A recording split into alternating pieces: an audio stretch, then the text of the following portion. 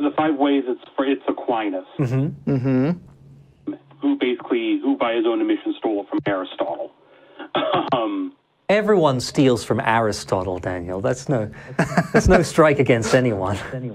No, I'm not saying it's a strike against him. I'm just saying that I'm just saying when you read his stuff, he outright admits that, yes, I'm just stealing everything I'm saying from Aristotle, and throwing in some blatantly Christian stuff on top of it. Basically, it's three restatements of the cosmological argument, and then the argument for degree and the teleological argument.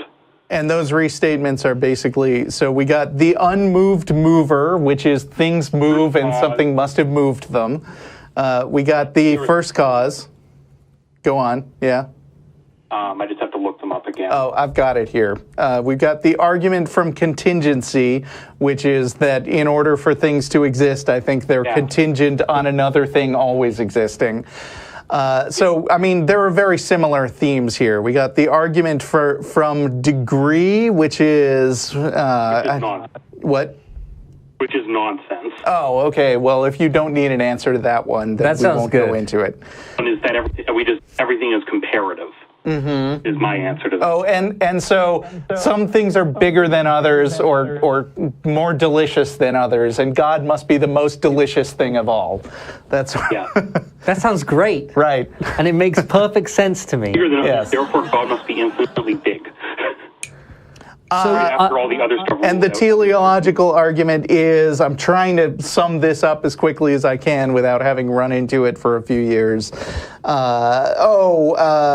Things can't be due to chance. So, I mean, what? Do you think everything just got here by itself? Is basically the teleological argument. It's a look at the trees argument. Well, I certainly like to look at trees. My answer to this is, even if I accept that you're right, okay, this exists, where's other evidence for it? And so then I quote, and so I'm arguing with someone, and so this is where I heard about at least the Aquinas formulation. You are calling to have us help you fight your friend who you're arguing with. Exactly. Great. Not exactly, because I mean, it's also, I'm trying, like I said, it's also, I'm trying, like you say, I'm trying to get it straight in my own head. Yeah. If I can cut through this, there are, like you just noted, or we all just noted, I think the first three are basically sort of similar phrasings or slight variants on a theme. Argument applied in slightly different ways. Right, which is essentially things happen and something must have caused those things, and therefore that we can postulate a God who does all the things. In a nutshell, that's the first three ways of Thomas Aquinas. And I think there's a similarity to the, what's Cy ten Bruggen-Kate's things? Presuppositional apologetics. Presuppositional apologetics. Excuse me while I puke into a bag. Thank you. Follows a very similar track of, in order to reason, you must have an ultimate reasoner and stuff like that. And I think it helps to... So my argument against this isn't so much... Okay. It's basically, okay, we've come to your conclusion that there's a God. Now, like we do in other now like we do in science, we look for multiple different lines of evidence that approach the same conclusion. I'm not sure I would like to give even that much ground in this case, because when you say that you're like conditionally accepting, okay, maybe it's God, I think that's a reasonable way to approach the argument, but it often gets like sort of misinterpreted and misused later as, oh, but you already agreed that God is a reasonable solution to that problem. And I'm always careful to say which I don't. Right. Just for the sake of argument. Yeah, but even then, I don't necessarily think it's useful in this case to hypothetically accept God as a solution, because it doesn't solve the problem. It just pushes the problem back to something that you have then decided by fiat you can't argue with. So if you say there must be a first cause, but then you say, what's the first cause of God? And they're like, no, we don't talk about that. I'm like, that's fine. but why were we talking about a first cause in the first place if we're okay with just picking a thing and saying it doesn't need an explanation? You might as well just not ask the question. Well, yes. The thing is that Aquinas' argument is basically you can't have an infinite regress. Well, fine. Then this water bottle doesn't need an explanation. I picked a thing and I put a label on it. Or if you want to sound more sciencey, then you could go with the initial conditions of the Big Bang don't need an explanation. I don't think that's a good way to resolve the argument, but God is a worse way because that requires more explanation, not less. Yeah. I think that. But I mean, even then, like when I say, okay, hypothetically, let's say I accept very weak deism, because he goes basically, because that's all you really get to with the cosmological argument is at best you get to an extremely weak deism. Mm-hmm. And so I'm going to quote this. You've made a logical argument that we should be able to find evidence for relevant truths independent of logical arguments. Where's your evidence for that independent of logical arguments? Okay. Can you say that one more time? Go way up. So, I mean, anyway.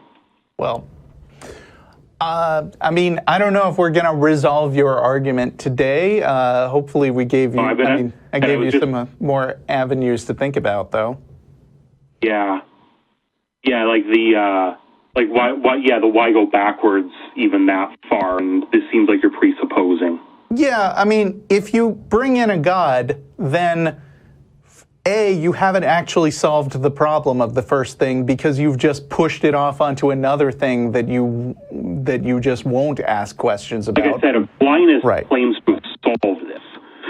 Yeah, but also B, you've invented a completely separate thing that we don't have any reason to believe exists in the first place. So rather than solving the problem, you just introduced a second entity and didn't solve the problem. So why bother with that? I think there's a really strong insight here to be found in this idea of did you actually do anything valuable by positing the existence of a God to solve the conundrum that you feel like you are left with. So even if we agree with someone that there is a genuine philosophical problem to be solved, when we ask, why is there something rather than nothing, or what made everything come into existence? If we accept, and I'm not sure that I do, but if we accept that there's a genuine philosophical problem to be answered there, then what we're looking for is an explanation as to why.